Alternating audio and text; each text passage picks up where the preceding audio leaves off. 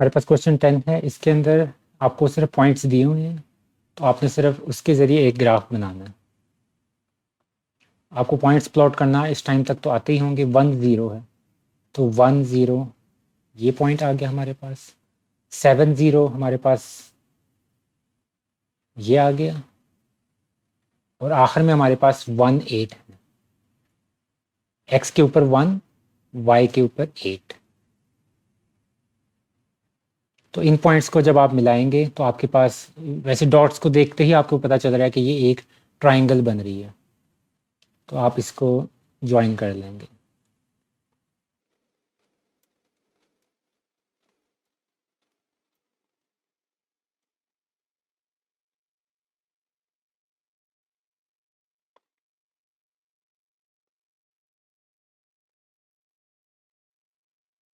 और ये वाली लाइन सीधी इस तरह यहाँ से इधर ज्वाइन हो जाएगी।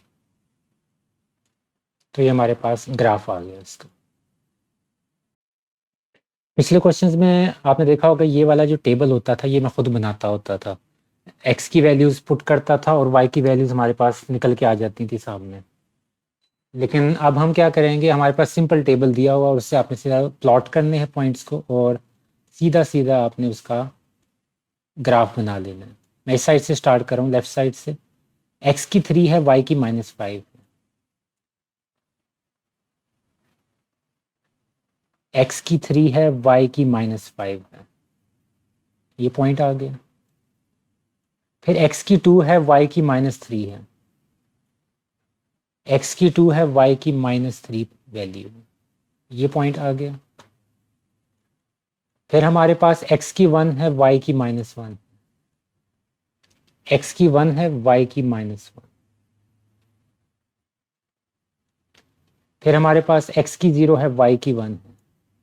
एक्स 0 इधर होता है, वाई की 1 इधर आ जाती है वैल्यू। फिर एक्स की वैल्यू हमारे पास -1 है, जो कि इधर होती है, और वाई की वैल्यू 3 है, ये वाई की वैल्यू। फिर हमारे पास -2 और 5 आ गया। एक्स की वैल्यू -2 और उसके करस्पॉन्डिंग वाई की वैल्यू 5। और आखिर में हमारे पास एक्स की वैल्यू -3 और उसके करस्पॉन्डिंग वाई की वैल्यू 7। एक्स की वैल्यू -3 और उसके करस्पॉन्डिंग वाई की वैल्यू 7।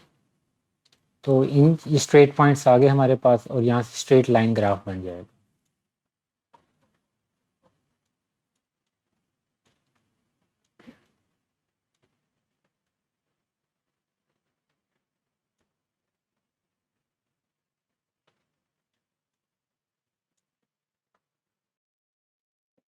इसमें भी आपको, इसका सेकंड पार्ट है और इसमें आपको दोनों पूरा टेबल बना के दिया हुआ है, तो इसमें भी आपने सिंपल वैल्यूज़ प्लॉट करना स्टार्ट कर देना।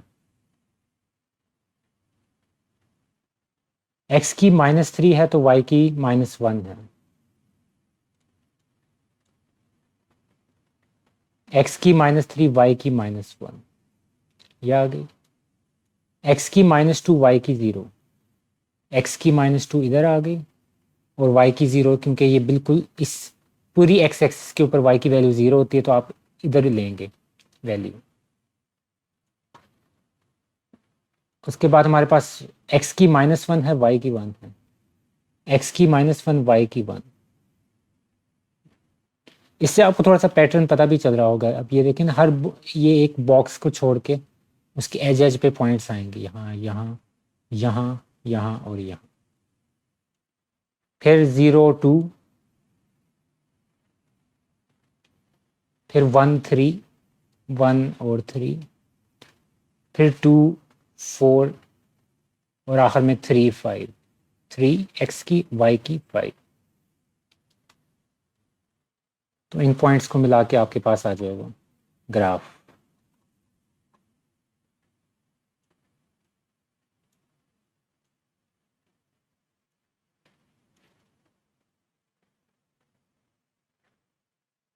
ये ग्राफ आ गया। अब इस क्वेश्चन के अंदर आपने डोमेन और रेंज निकालनी है। डोमेन और रेंज का कॉन्सेप्ट जब हमने फंक्शंस वाला एक चैप्टर किया था, उसकी एक्सरसाइज के अंदर मैंने आपको बताया था कि डोमेन और रेंज कैसे निकाली जाती है। और जब हमने into function onto functions किए थे तब भी मैंने आपको बताया था कि डोमेन का उसमें काफ़ी इन्वॉल्वमेंट थी, तो वो भी हमने उसी तरह किया था। तो अगर आपको नहीं पता डोमेन और रेंज का कॉन्सेप्ट, तो वो आप उस वीडियो से जाके भी देख सकते हैं, थोड़ा और पक्का हो जाएगा आपका कॉन्सेप्ट। वैसे इसमें तो मैं आपको बता ही दूंगा कि जो डोमेन होती है ना, ये हमारी एक्स वाली वैल्यू होती है। ग्राफ कैसे बनता है, एक्स और वाई वैल्यू से बनता था। एक पॉइंट हमारे पास एक्स का होता है और एक वाई का पॉइंट होता है, तो दोनों मिलके लोकेशन बताते हैं 2D के ऊपर। 2 डायमेंशनल जो पेपर होता है हमारे पास, उसके ऊपर लोकेशन बताते हैं कि किधर है। मैप्स वगैरह में भी यही यूज़ होता है कि 2 डायमेंशनल हमारे पास मैप्स होते हैं, एक एक्स एक्सिस होती है, एक वाई एक्सिस होती है। एक पॉइंट एक्स का होता है, एक पॉइंट वाई का होता है, तो दोनों मिलके आपकी लोकेशन बताते हैं कि ये किधर है। अब जो डोमेन होती है ये हमारे पास सिर्फ एक्स वाली वैल्यूज होती हैं। डोमेन हमारे पास एक्स वाली वैल्यू होती हैं और रेंज हमारे पास वाई वाली वैल्यू होती है। तो हमारे पास ये जो ग्राफ दिया हुआ है, ये पहला क्वेश्चन, इसका 12 क्वेश्चन है। इसके अंदर आप देख सकते हैं, अगर आपको नज़र नहीं भी आ रहा, तो यहाँ हमारे पास सी की वैल्यू एक 1 लिखी हुई है और एक 2 लिखी हुई है। तो पहली वाली वैल्यू ऑर्डर्ड पेयर के अंदर, ये ऑर्डर्ड पेयर में लिखा हुआ है, पहली वैल्यू जो हमारे पास होती है वो एक्स होती है और दूसरी वैल्यू हमारे पास वाई होती है। यानी कि इसके अंदर एक्स जो है वो है 1, इसके अंदर एक्स हमारे पास क्या है, बी वाले में अंदर 0 है, और ए वाली वैल्यू, ये जो ए वाला ऑर्डर पेयर है, इसके अंदर हमारे पास एक्स हमारे पास -1 है, और सबसे छोटा क्योंकि इधर से स्टार्ट हो रहा है तो -1 0 1। तो डोमेन यहाँ से हमारे पास एक्स वाली वैल्यूज आ गई। एक्स वाली वैल्यू यानी कि जो पहली पहली ऑर्डर पेयर के अंदर वैल्यू लिखी है वो सारी डोमेन होती है हमारे पास।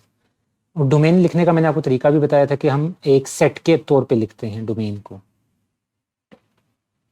तो -1 आया, फिर आप देख सकते हैं ऊपर 0 है, और फिर सी वाले पॉइंट में 1 है, 0 1। अब आप सोच रहे हो कि मैंने इस साइड पे इतनी जगह क्यों छोड़ दी है। जगह मैं आगे भी छोड़ूंगा। उसकी वजह क्या है कि ये सारे पॉइंट्स आप डॉट आउट लगा के छोड़ देंगे, क्योंकि अगर आपको ग्राफ को और से देखें तो ये ग्राफ यहाँ ख़त्म नहीं हो रहा, ये एक नीचे भी जाई जा रहा है ग्राफ, यहाँ से नीचे एक्सटेंड हो रहा है। एरो का मतलब होता है कि एंड पॉइंट नहीं होता एरो, तो ये एक्सटेंड जा हो रहा है नीचे तक। तो ये -इन्फिनिटी तक भी जा सकता है और ऊपर पॉजिटिव इन्फिनिटी तक जाएगा ये ग्राफ। तो दोनों साइडों से ये फैल रहा है ग्राफ। तो उसको आप ये शो करने के लिए सिर्फ डॉट डॉट लगा देते हैं, शुरू में भी और आखिर में भी। तो ये आपकी डोमेन आ गई। फिर आपके पास रेंज आ जाएगी। रेंज मैंने अभी बताया था कि वाई वाली वैल्यू होती है जो ऑर्डर पेयर की दूसरी वैल्यू होती है। तो ए के अंदर ऑर्डर पेयर की दूसरी वैल्यू -4 है, फिर -1 है, और फिर यहाँ हमारे पास सी में 2 है। तो -4 -1 2, -4 -1 2। इसको भी आप ऐसे ही लिख देंगे कि दोनों साइड से ये ऑर्डर पेयर, सॉरी ये जो रेंज है इसकी जा रही है, ये कहीं भी अभी ग्राफ ख़त्म नहीं हो रहा। तो ये हमारे पास इसकी डोमेन रेंज आ गई 12 क्वेश्चन की। 13 क्वेश्चन के अंदर भी डोमेन रेंज आपने निकालनी है। तो अब इसके अंदर भी वही चीज़ है कि आप सबसे पहले डोमेन निकाल लेंगे। डोमेन क्या होती है हमारे पास, एक्स वाली वैल्यूज़, और एक्स वाली वैल्यूज़ कौन सी होती है, ऑर्डर पेयर की पहली पहली वैल्यूज़। तो इसकी डोमेन आ जाएगी -1, फिर 0 और 1, -1 0 1। फिर आप इसकी रेंज निकाल लेंगे। रेंज वाई वाली वैल्यू होती है, और वाई वाली वैल्यू कौन सी होती है, हर ऑर्डर पेयर की दूसरी वैल्यू। तो -4 0 4।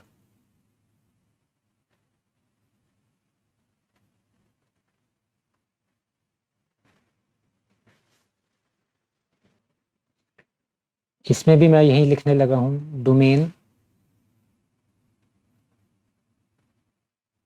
हर ऑर्डर पेयर की पहली वैल्यू, -1 0 1।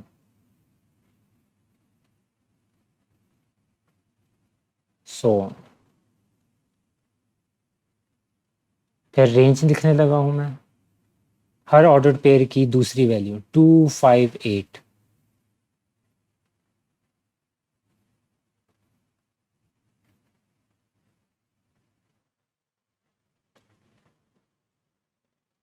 आप ये डोमेन और रेंज खुद से भी निकाल सकते हैं।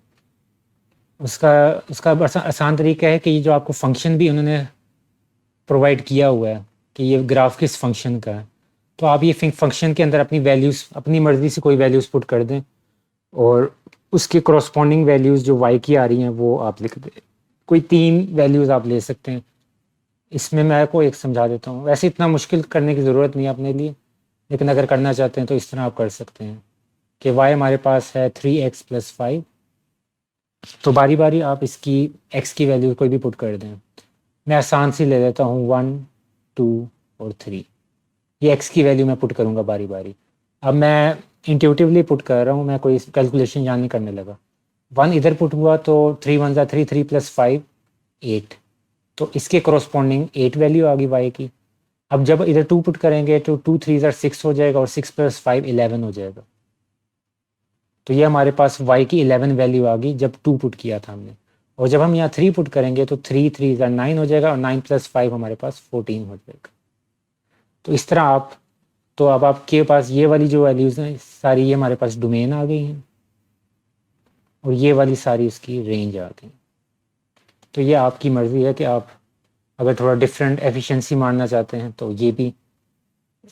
एफिशिएंसी पॉजिटिव लफ्ज़ है, नेगेटिव लफ्ज़ तो हम लोगों ने उसको खुद बनाया।